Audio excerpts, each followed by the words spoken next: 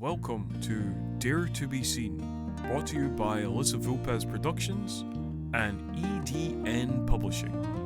Join our host, Alyssa DiNapoli, aka Alyssa Vulpes, author, artist coach, hypnotherapist, singer-songwriter, and drummer, as she engages in down-to-earth, insightful, and inspiring conversations with female indie singer-songwriters around a virtual campfire. We shall discuss the lessons, songs, and personal stories of women who dare to be seen, scratching beneath the surface to give you an insider look into what makes their chosen career sometimes challenging and yet always inescapably compelling. So let's get the show started.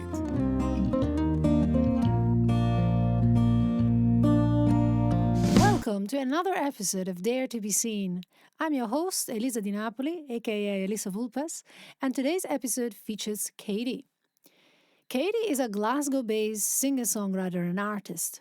Her music contains elements of a variety of different genres and styles, including melodic and alternative rock, ambient and dark atmospheric, alt pop, and soul, with elements of electronic and synth wave. Her lyrics focus heavily on mental health and current world issues, including the environment, human tragedy, empowerment, and the impact of toxic relationships. So you can expect powerful, haunting vocals, lush harmonies, dynamically drenched pianos, and a whole lot of feeling. Now, before we meet our guests for today, I would like to invite you to go to tinyurl.com/podfreebies, and you will be able to download the 6 fundamental mind hacks for lasting performance success, where you will learn how to communicate effectively with your mind so you can command the stage and magnify your presence when performing in front of an audience of any size. And now, here's our guest for today.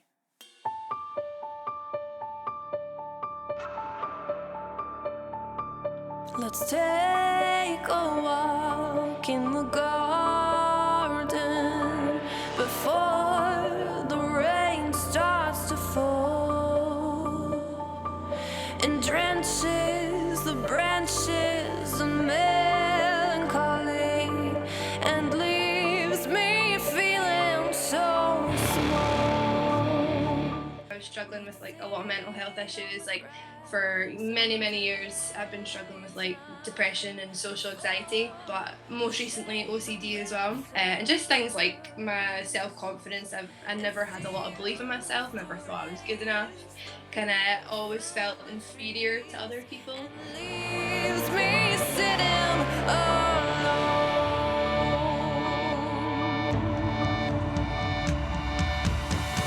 In a thorn-filled valley, I lose all my senses. The stars are hiding, it's dark and I'm defenseless. Stumbling along, I'm terrified of myself and what I have become. When it first started happening, I felt super alone with it because I was too afraid to talk to anybody about it. I thought I was losing my mind. And then when I eventually started to talk to people about it, they were just so understanding.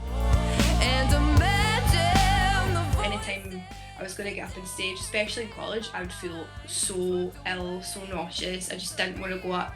The thing was, when I was up on stage, I was absolutely fine. in a thorn-filled valley, I lose all my senses. The stars are hiding. Doesn't matter if you feel anxious, you just gotta get out there and just do it. Stumbling along, I'm terrified of myself and what You just gotta keep going, no matter what it throws at you. I know this industry is struggling at the minute with COVID, but I don't think it should ever stop you from doing what you love doing. The red never lasts, the green is will do. Oh, what shall we do with some blue roses? In a state of calm, but feeling so restless. Surrounded by beauty, but living in hell.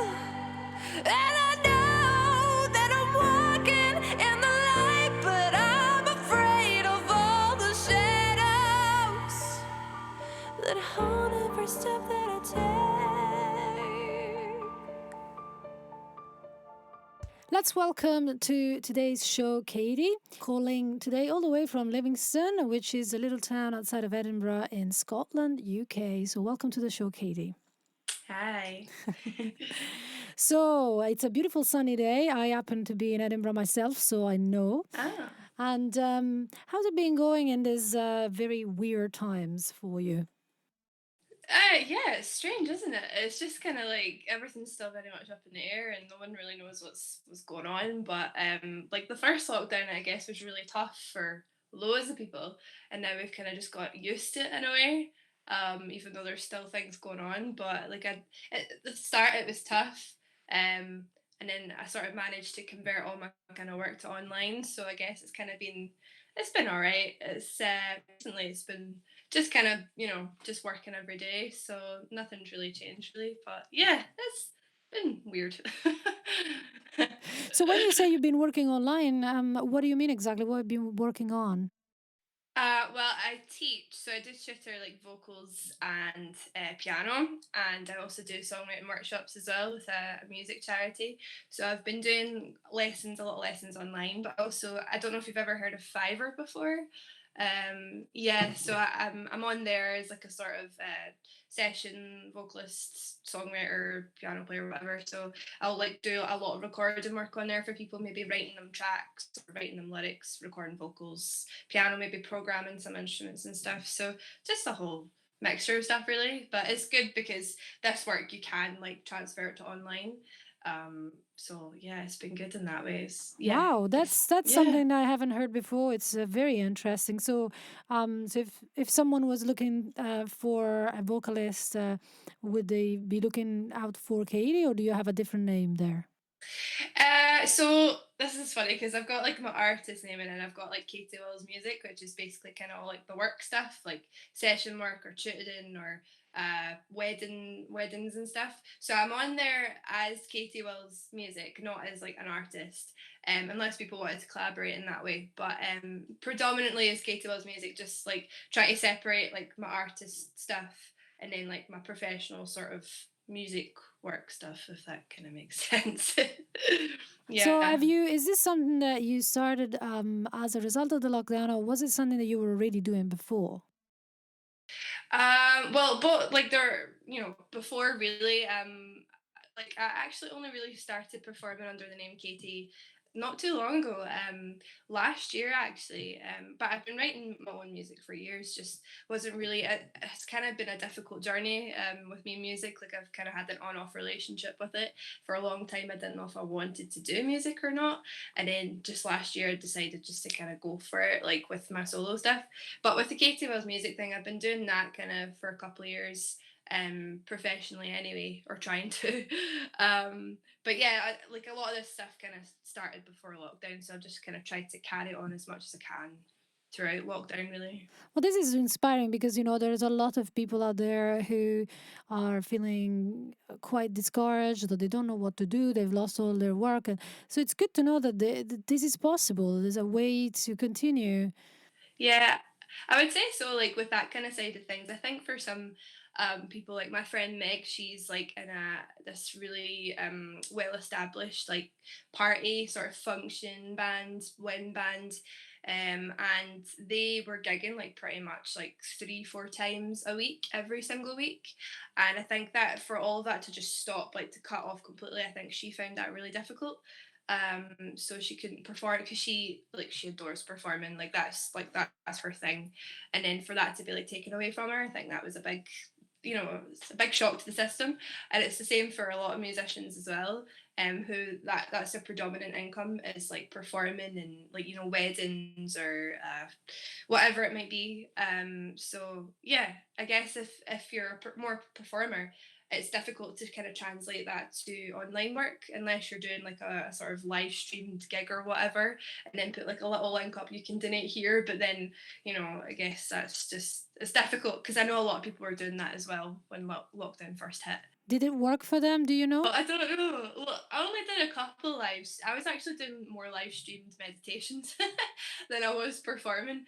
I did a couple live stream gigs and things, but I didn't really bother with the whole like if you want to donate any money or whatever, like put it up here. But I know for some people, because that was their main income, that's what they did. So I mean, I hope that some people made a decent amount of money from it. But yeah, I can imagine it's now difficult because I think they're now starting to do more gigs online and festivals and stuff online, so it can work. Just before talking about this, you were talking about your struggles with choosing whether you would actually go for being an artist, so to speak. So, can you tell me more about what those struggles were and how you overcame them? Sure. So lots of struggles as life throws at you. I guess what I was talking about, I was kind of having an on and off relationship with music. Um, I've been performing and writing and whatever with music since I was like super young. In schools, like in my school, like I did like a lot of music stuff. I was in a lot of bands and did a lot of competitions and things like that. So I was kind of doing it quite a lot during school. And then I went on to do musical theatre for a year, found out that really wasn't for me. And then after that, it was kind of like I didn't know what I was doing with myself. I didn't know what my direction was in life, what my path was. I was really confused. And I was trying different things, and I was trying out different jobs or whatever else, and just nothing was just kind of really working for me. And I think with music, I just wasn't feeling inspired like at all. And I felt like at the time my songwriting wasn't great, and like just a lot of things could be better, and just wasn't feeling like I wanted to pursue music. And then I went to college, the Academy of Music and Sound in Glasgow. I went there for a couple of years, and obviously when you're there you're doing music like all the time. And I really improved like on my songwriting, and I learned loads of new vocal techniques and just learned a bunch of new stuff.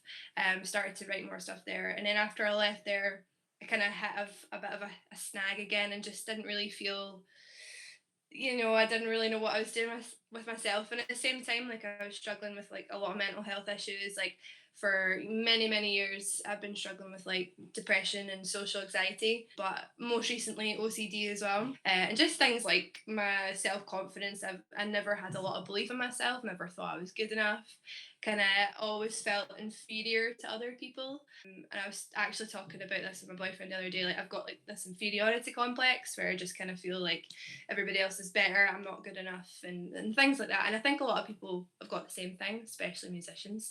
So, and a constant battle with that, and just other kind of life things, and it kind of was just all blending together. So I guess in a way, it was kind of impacting like my sort of relationship with music. Plus, I can have really bad performance anxiety. I mean, it's better now, but like in the past, it's funny because at school I would get nervous, but I wouldn't really get anxiety about it. But then after that, I think just kind of like what life throws at you, kind of sometimes it knocks your confidence, and just kind of felt anytime I was going to get up on stage, especially in college, I would feel so ill, so nauseous. I just didn't want to go up. The thing was, when I was up on stage, I was absolutely fine. Like I was just like I was nervous, but I would just go for it, and I would have fun. But it's always the build up to it. I would always feel like, oh, I don't want to do this. I don't want to do this. Why? I don't want to do music. Why am I here? Why am I doing this? And I've struggled with that as well. And there's so many things I've pulled out of because I just freaked out. That I was going to be in front of people, and like I just worry about what I'm going to say, how I'm going to sound, what people are going to think of me, kind of thing. Just reading too much into it. So it's been a huge battle. It's been a huge journey, and I say I'm still on it, but I'm a lot better. I've come a long way from where I was a couple of years ago. So yeah, it's been a tough couple of years. I can very much relate. I mean, I don't know if you know, I suffered from performance anxiety myself for 15 years.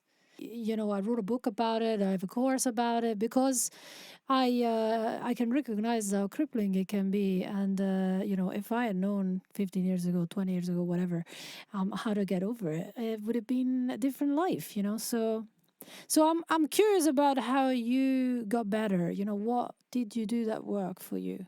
I think sometimes it's good to kind of drop yourself in the deep end, like over time. Like I've always been kind of a bit like shy, like happy enough to kind of sit in the background, like not be in the spotlight or anything. And I was like that with anything really.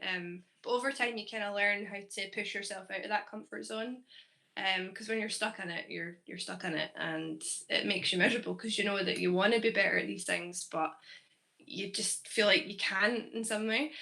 So I guess with some things I just push myself, and I was like, no, just go and do it. Just do it, and just like push yourself. And like, if you make a mistake, you make a mistake. I think it's been about acceptance as well. I think that's a huge part of anything really. Once you accept something for what it is, things become a lot easier because you accept that this is how it is at the minute. Things might change or they might not. But I think if you feel more calm and more at peace with yourself. But because I do a lot of meditation as well, I do yoga. I try and do a lot of things to calm myself down.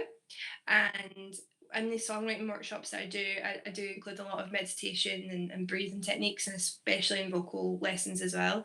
And obviously, they're good for your vocal like technique and whatever, but it's also really good for calming yourself down if you ever feel like your mind's just going like or if like I can get quite angry about things sometimes as well. So if I feel myself getting like angry, I try and just implement those breathing strategies and just try and calm myself down. And that kind of relates to like the performance anxiety and other things as well, where just like okay, just take deep breaths, drink water, just try and don't drink or do anything before you go up on stage. Like I never drink before a gig or anything. But it sounds like this has really helped you to understand how to help other people as well. And also sounds like you're actually quite confident at teaching, and that's a performance in itself, isn't it? Yeah, definitely. I guess in a way it is because these people are coming to you for guidance. They might have some idea, but they might need, that kind of extra help or that extra push. And some people come to you quite shy, quite nervous, quite quiet. And I've worked with people and they've eventually started to come out their shell. So it's almost like you're showing them what someone else has taught you. You're showing them how it's affected you in a good way. You're showing them all these things, and then they kind of take that on board gradually, and then it goes into their own practice and whatever into their heads, and then they use it themselves. So yeah, I guess in a way it is because you're showing them how to do a certain technique or whatever else, and they're learning from you. Yeah. I mean, I like to Yeah. think of performance as anything in which you are putting yourself out there, you are seen, you are heard in some way, and therefore you're a little bit vulnerable. But that's what happens in life in general. I mean, even in a relationship, not that you're performing, but you are showing yourself. Hopefully, you're not performing for your partner. But I guess what I'm trying to get at as well is that often I think challenges can actually become our strengths, because we have to go through a dark place.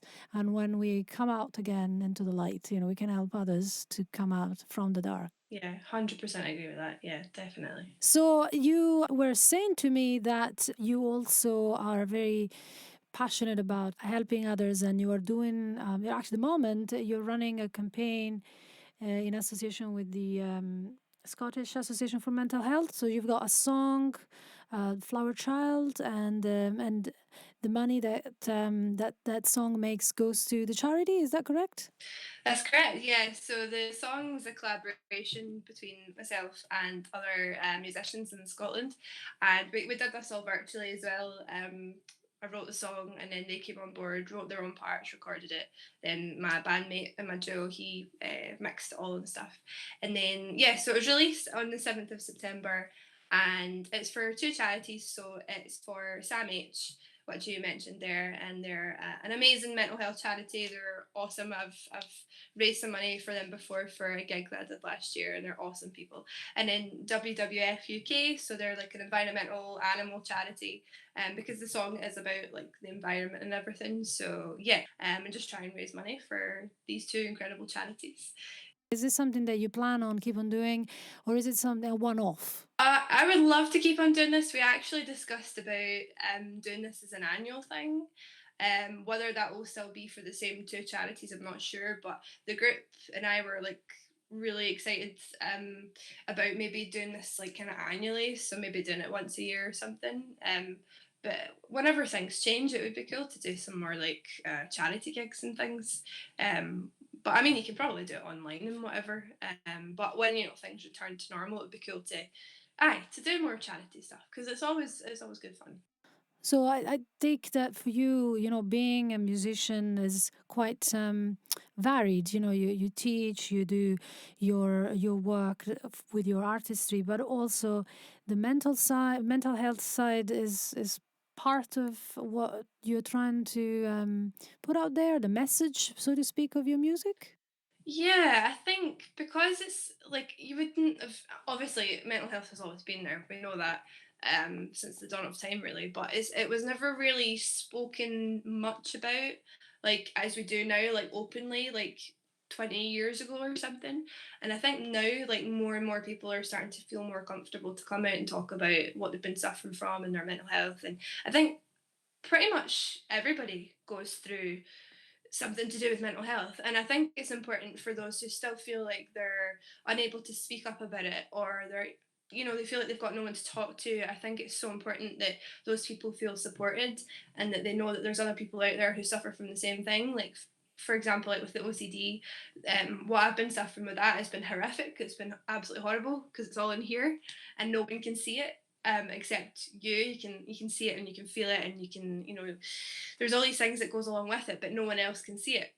And it's been amazing finding some like OCD support groups and they know exactly what you're going through and just to have that support of like trying to get that message across because the thing is like a lot of people know more and more are starting to understand more what depression really is and what anxiety really is, but I don't think people know still enough about what OCD really is because they just think it's maybe tidying things or keeping things in an order, which part of it is, but there's so much more to it that people still don't quite see or understand. And I think I'm just trying to get that message across to people that there's more beneath the surface, and not to just take things at face value because there's so much that the human brain is just crazy, and what can go on in there and what thoughts and stuff you can get and whatever. So I think it's just trying to raise more awareness of that, but mental health in general, really, because it's an important issue that needs to be taken super seriously. Yeah. And you got this. Do you feel that you got the support you needed when you needed it? Yeah, like at first, when it first started happening, I felt super alone with it because I was too afraid to talk to anybody about it. I thought I was losing my mind. I thought there was something really badly wrong with me. And then when I eventually started to talk to people about it, like they were just so understanding. Like even though they kind of understood it, but they didn't fully understand. But even still, they were still like really supportive. They let me talk about it, and they were listening, and they were asking questions. And my boyfriend's sister actually, she's been an amazing person to talk to because she's going through the exact same thing. So anytime like we feel like the thoughts are just getting too much or whatever, like we'll talk to each other about it, because we know exactly how each other is feeling, and then the support groups as well. Like there's just an amazing support network that I never knew was there before, and then I found it and I was like, oh, thank God there's other people who know what I'm going through. um, so yeah, some people don't get it though. Some people, their support network is, there's nothing there because those people and their families maybe don't get it at all, and they think that that person is just mental, like mentally insane, and they should be locked up and stuff. I've heard stories of people, their families have called the police on them and everything because they thought they were such a danger, but they weren't. They weren't. They just didn't understand the illness. So yeah, it's awful. But that's how it is for some people. So I guess I've been lucky that I've had an amazing support network around me. What advice would you give to someone who perhaps is younger or doesn't have that support network? What should they do? Do you think? What advice would you give them?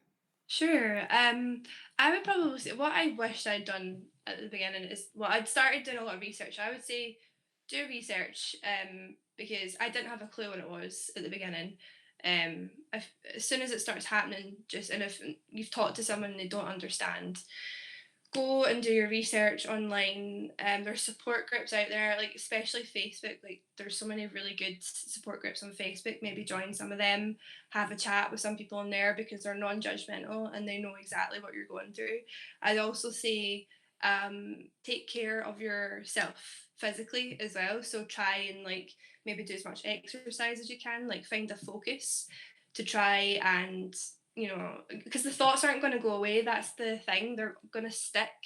But if you feed them, if you keep saying, if you keep believing them, they're just going to keep going on and on and on.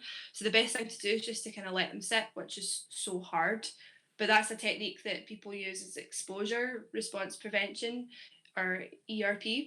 And you have to kind of just sit with the thoughts, your fears, and just let them be. And then the more you do that, the more they just kind of pass like a cloud. So I'd say, yeah, just find these sort of support groups, do your research on OCD. It really helps to know what it is and what it actually does. There's loads of books and stuff. There's loads of YouTube videos as well. There's a girl, a woman called Chrissy Hodges, I think, and she's amazing. She talks about it a lot and she's awesome. There's loads of people on YouTube. Anxiety is a massive problem. I mean, I used to suffer from it myself. I still have some anxiety, but a lot less than when I was in my 20s. And it is a matter of, and I'm not talking about OCD here, but just general anxiety. Actually, it's about focusing. So a change of focus from the negative into what you want. Changing slightly the subject, you were, in spite of all of this, you've actually managed to do a lot in your life, and you've managed to get some funding, some scholarships, and you were telling me that you won a scholarship for the Artist Roadmap Accelerator program. So what's that? So basically, it's like an artist development program. So they take on like 12 artists, like solo independent artists, and they sort of help them on their journey in like a very quick turnaround. So I think it's like 6 weeks or something, or I can't quite remember the exact turnaround, but it's an accelerator program, and it's true to its word. It's a fast, sort of very concise, everything's compact, like, and how quickly they do it.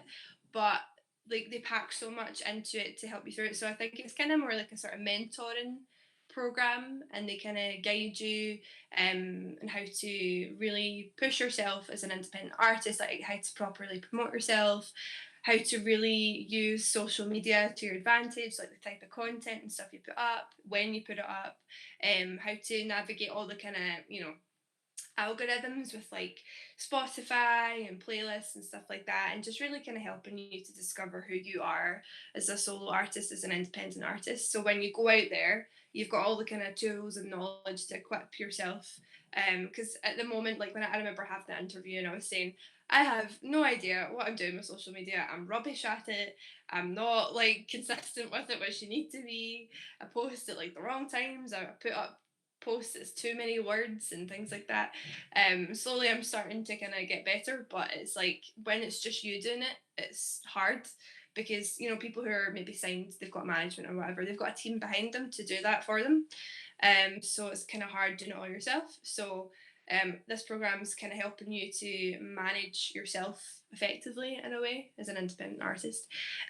So my dad, he paid like the deposit for me, and then what they'd done, because the original price was a lot more, and I explained to them my financial situation as like a sort of freelancer musician, especially with COVID and everything. They gave me a scholarship, which is really, really kind of them, and it significantly reduced the price, which means I've got to kind of raise the rest of the price. So I've got a GoFundMe campaign. I've got to raise, I think it's about £556 or something to meet the rest of the payment. And I think I've raised like almost £200 so far. So I'm just trying to push it further. So if people would want to help you with this, where should they go?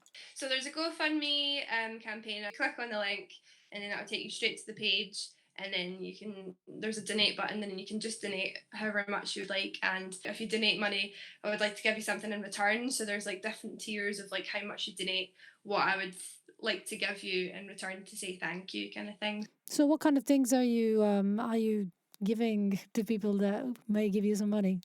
First tiers is like from like, I don't know, like £1 or something up to a tenner. I've got some really cool wee merch, like really cool wee stickers, and I've got like cool wee badges, and I actually bought some nice like kind of, it's all Blue Roses themed, so I bought like some nice wee Blue Roses writing paper. I want to just send like a nice little note. And then the second tier, which is like over £10 to 20, all of that plus a live stream performance of Blue Roses, or Flower Child, and then a free copy of the EP, and then anything over 20, all of that plus a blue rose from the music video. So there's only limited numbers of that. And then, because I use these fake blue roses in the music video, yeah, I've tried to give as much as I can to say thank you to people. So we'll include a link to that in the show notes. And also, you were talking about before the interview the fact that you are going to put out an EP shortly. So last year you got some funding for a single for this EP. What's the EP about? The EP is kind of centered mostly around like mental health and the struggles, my battles and struggles with mental health, but also things that people can relate to. And I've tried to tell it in a very sort of storytelling way, very much connected with a lot of imagery and symbolism and things. But then I want to kind of steer it towards a kind of sort of more positive ending, that underneath all the sort of pain and suffering and things, that there's going to be a light at the end of the tunnel kind of thing. So I'm working, the last track I'm still kind of working on, but it's I want it to be like a kind of more positive, uplifting sort of things will get better kind of track. But yeah, so it's kind of about my journey and struggle with mental health, and I want to try and take you on a journey with all the songs, but towards a better ending kind of thing. And so after this EP is out, do you have plans for the future? What's the next level for you? Hopefully when the CP comes out, depending on what's happening with obviously like Corona and lockdown and stuff, I've put a band together, and the plan is to just try and build up a set with all the songs, and then once that's all ready, just get out there and gig as much as possible. I'd love to go and do some festivals. That'd be really fun. I've never done a festival before, and just kind of keep releasing music. I'd love to I've got plans to release more music in the future, and just kind of see where it takes me, and with the program as well, just see how much I can push it, really. For someone who's been struggling with so much mental health, you seem pretty confident and really putting yourself out there, which is really great to see. Confident, maybe false confidence, I don't know. I'm trying to keep positive about it, really. I'm trying to keep I want to think positively about it, because I don't want to go back the way I've come so far with my mental health, and I'm now at a point where I'm like, I do believe in myself, because I would never have said that like even last year. But I feel like I believe in myself more, and that I want to push it and see how far it will go. So yeah, I guess I'm just trying to keep a smile on my face about it and be positive with it. I think it's the best thing to do. So if you could talk to your younger self, what do you wish she had known when she first started? Oh, lots of things. I would really love to say to my younger self that to try and practice more with my instruments, because I feel like I'd be so much better now if I'd put in more time and not to watch so much TV. I would probably say work more on my songwriting. I would probably say try and get gig as much as possible, just get out there, just get into a band, go to jam nights, just do whatever you can to just start out early. Even though I've been doing music since I was younger, I wasn't really a gigging musician. So I've missed out on quite a lot of stuff that way, and I feel like I would be a lot better as a musician now if I'd just kind of I don't know, push myself with guitar more and push myself with piano and other instruments and stuff like that. I feel like I was quite lazy as a teenager. And I would also say, just doesn't matter if you feel anxious, you just got to get out there and just do it. So was it laziness, or was it that you didn't believe in yourself enough to push yourself? Probably a bit of both. I mean, I can be a bit of a couch potato, so it's quite an easy trap to fall into, because I do like watching programs. Depends what they are on TV, like Netflix and stuff. At the time it was Disney Channel. Love Disney Channel. But I think it was a combination of that, and I feel like I didn't push myself enough. And I think it's because I didn't really believe in myself enough. My parents were always very supportive, but I kind of felt like I wish that there was someone else there to push me as well as myself. I wish I had more of a drive back then, which I've got now, but I never had back then. So So where does the drive come from now then? I think this is bad to say because I know you should never compare yourself to other people, but I'd see other people that I went to college with or whatever. I'm not saying that they're doing better or whatever because they're at a different stage and they've worked to get there and they should be proud of themselves for how far they've got. But I see how well these people are doing and it kind of made me think, oh, like we were at college at the same time. Why am I not at that level? Like, why am I not doing that and doing this or whatever?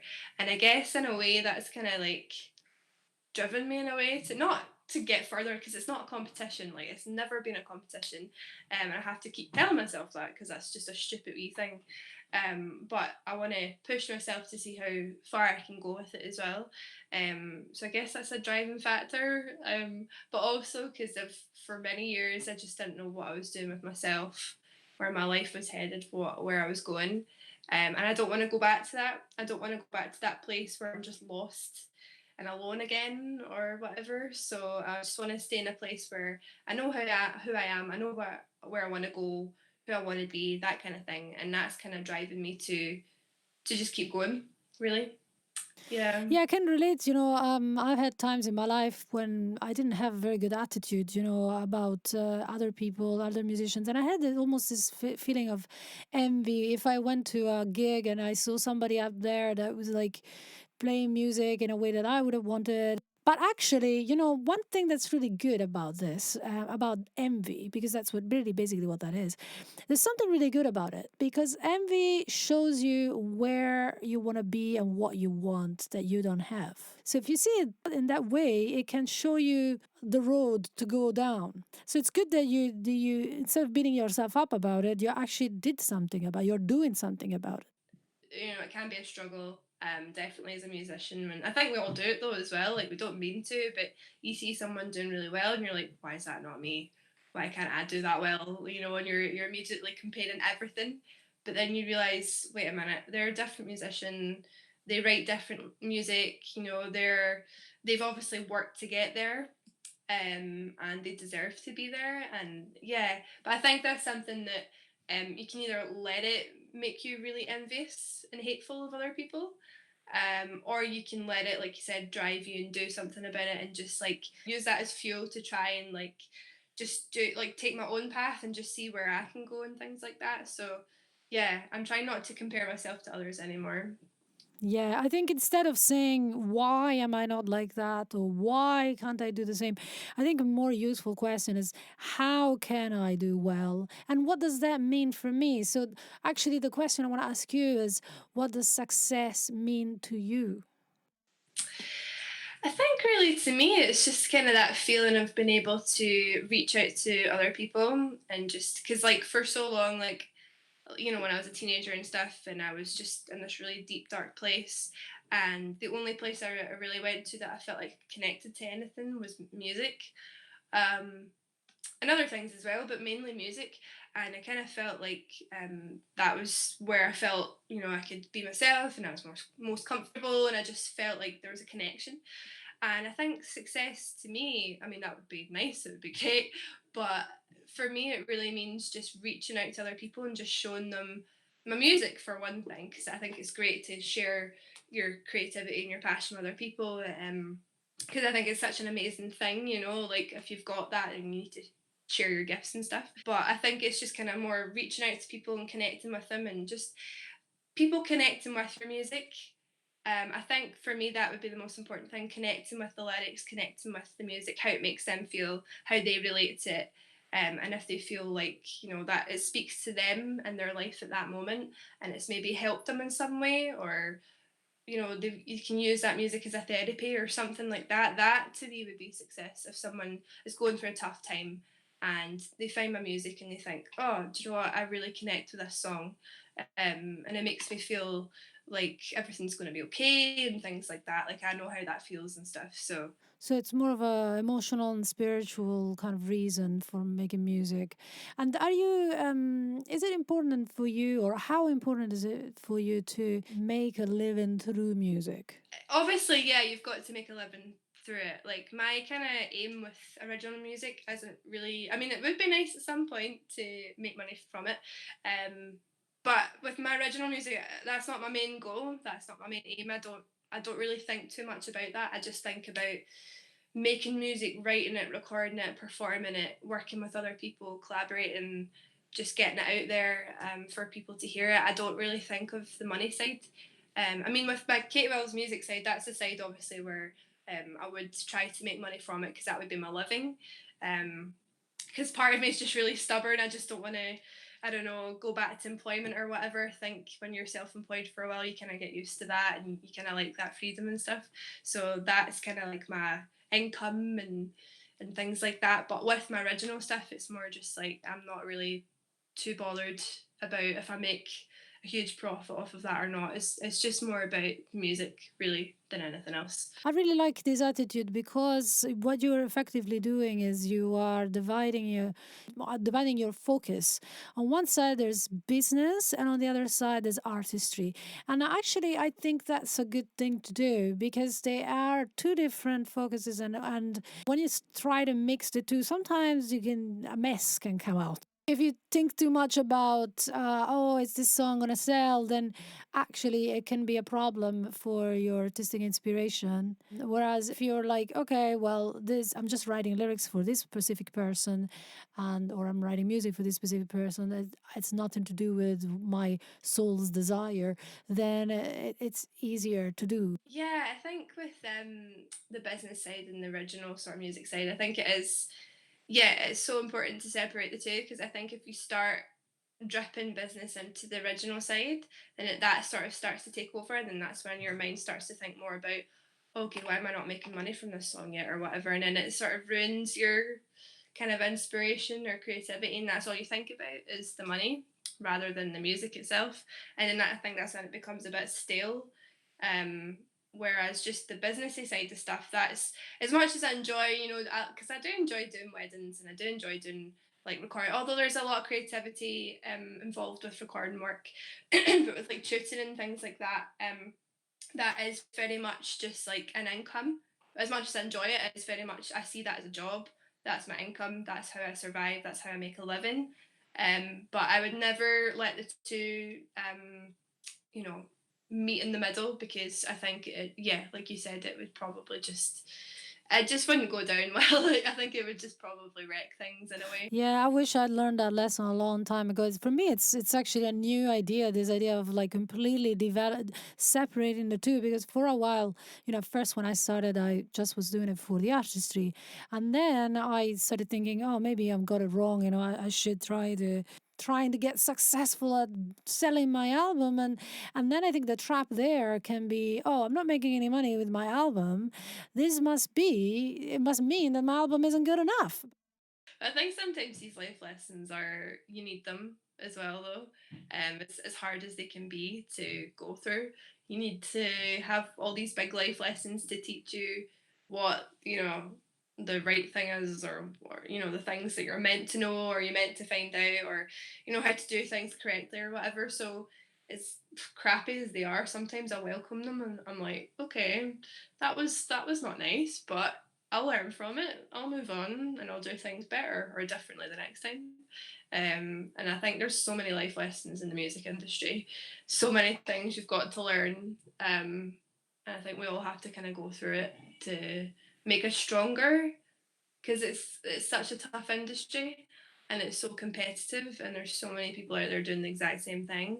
And I've been seeing all these articles of like, I don't know if it's true, but it's all these statistics of people, like lots of musicians who are considering giving up music because of COVID and stuff. That's awful.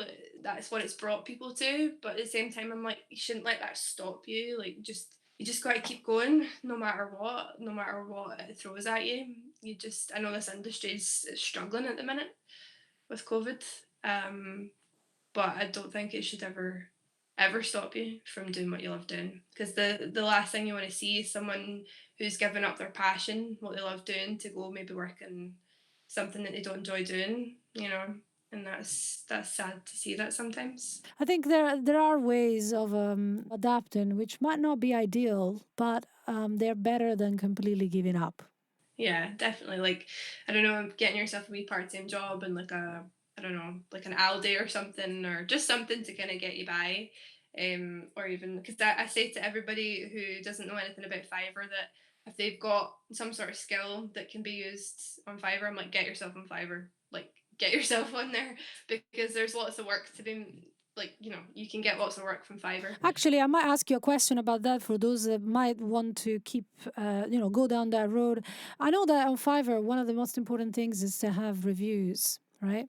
But when you first start, you don't have reviews. So how can you go about that? When I started out, I didn't have any reviews. Like, you put up examples and stuff so people can see it. And then I think it took a little while for the first order to come through. And then when it did come through, they just started coming through one after the other, one after the other. I don't really know how that sort of happened. I think it was just more like I was sharing it, I was promoting it on my social media pages, just to try and get people to see that I was on Fiverr and that I was offering services and things. And I think when you put up your examples and you put up stuff that people can hear, they can listen to it, or they can watch it if it's like a video or something, that would get people interested. Like if you put up really, really good videos or really good audio clips, then they'll be like, oh, that's really cool. Like I really like the sound of that. I'm gonna make an order with this person. And then that starts happening, and then you start getting more orders, and then they leave reviews, and then it just kind of builds up itself, really. So quality of examples and promotion. I would say so. I think that, yeah, to try and get yourself out there, obviously you're not going to have any reviews to start off with. So, yeah, I would say that's the best things you can do to promote yourself. Okay. Would you recommend asking your friends to write reviews for you? I mean, real reviews, of course. I have in the past, like I've asked if some of my friends could write down a wee review on like social media pages, and like I'll do one for them in return. But I always kind of feel a little bit like I don't want to ask anyone to do that for me. I'd rather they just do it if they wanted to. No, what I meant is like doing a job for someone that you know, maybe for free, and then get a review because you've done a good job, that kind of. Yeah, totally. Yeah, definitely. I would say yes. If you wanted to even know their feedback as well, like I've asked a couple of people on Fiverr who never left a review for whatever reason, and asked if they could leave one for me just so I could see the feedback about it. Yeah, that makes sense. And it's good to know that it can be done. So now it's time for you to play a song live for us. And today you're going to play Flower Child. Let's hear it.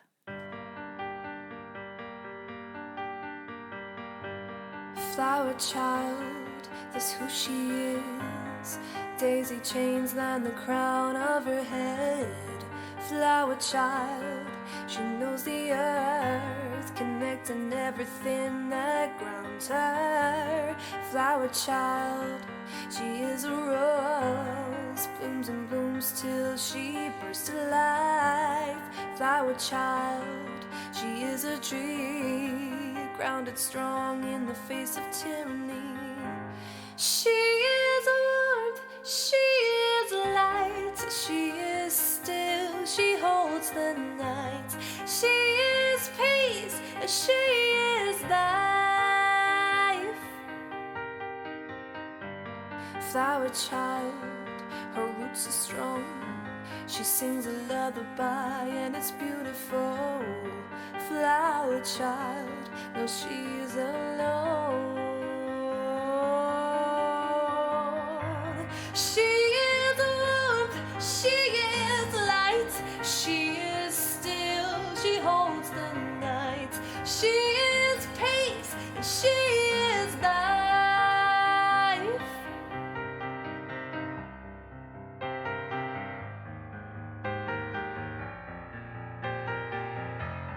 She is life.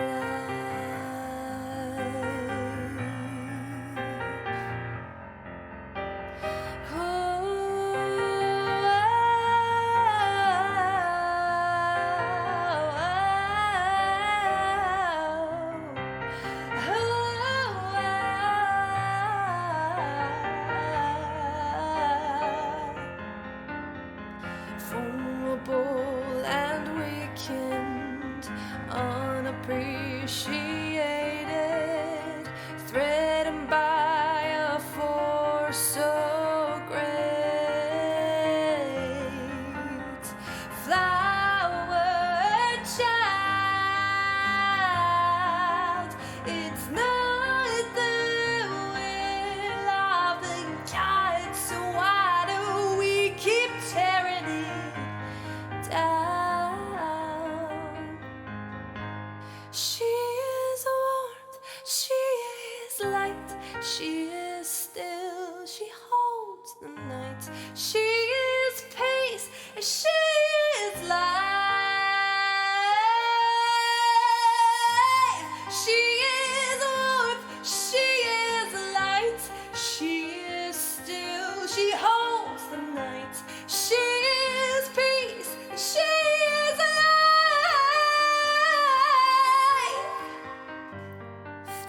child, that's who she is. Carries life upon her shoulders. She's a flower child, and she's home.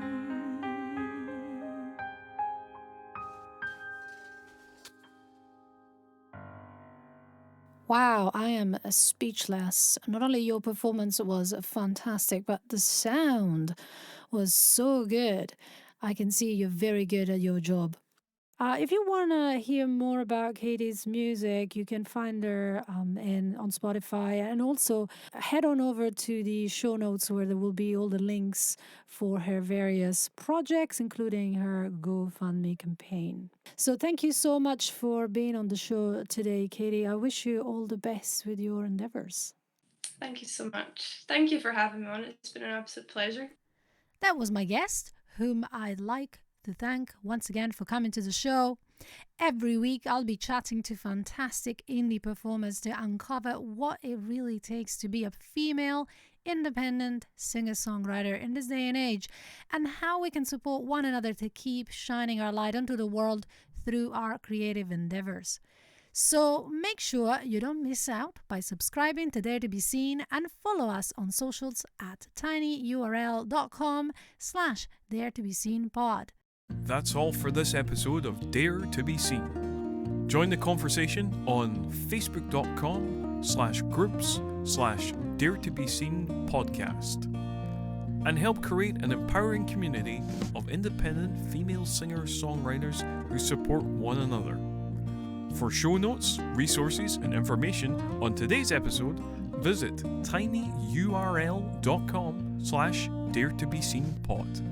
And remember to shine your own unique light onto the world. It needs it.